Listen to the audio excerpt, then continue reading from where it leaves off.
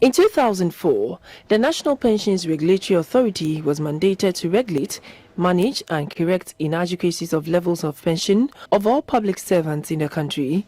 Of particular concern to most workers was the low pensions received under the Social Security and National Insurance Trust (SNIT) pension scheme compared to the British Colonial Ordinance, popularly known as Cap 30.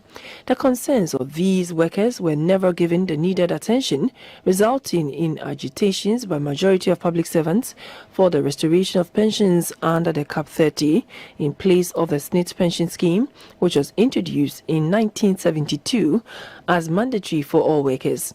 A three-tier pension scheme was born out of the recommendation by the Bediako Commission in March 2006 to replace the existing parallel pension schemes to workers. The first tier is to improve systems of SNIT benefits, which is mandatory to all workers in both private and public sectors and paid on monthly basis.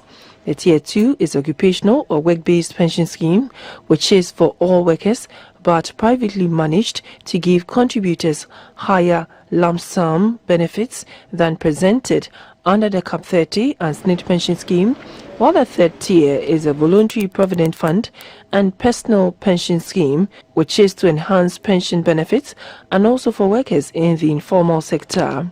However, according to some retirees in most public organizations, after several years of contributing to the Tier 2 pension scheme, which is supposed to give them a lump sum benefit after their long service, what they get is disappointing.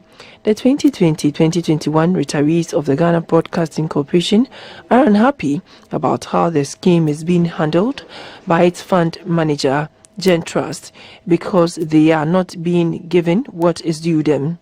The head of the 2020-2021 retirees group of GBC, Mr. George Ankwa, is asking Gen Trust to pay them their lump sum as stipulated in the Pension Act 2008, Act 766. For how long should we continue to be paupers, asking for support every day? Is it a crime to work at GBC?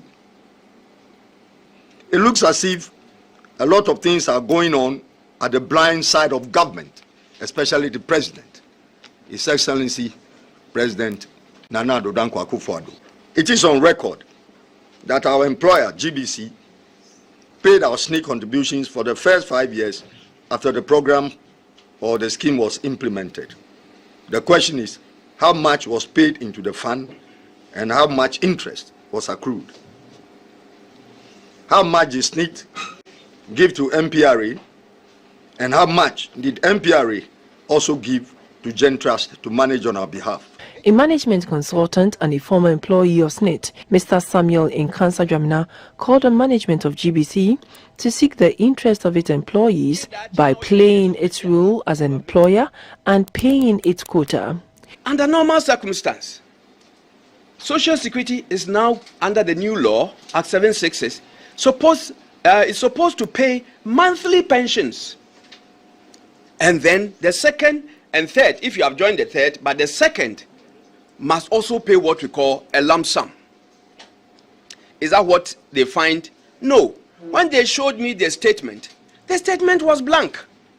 Meanwhile, they send money into the account and tell them that, look, this is 80% of your money. And the question I asked is, what money? How much money? There's nothing there. The retirees hope their concerns will be addressed. They are very unhappy about being paid their pension lump sum in bits and pieces. We've just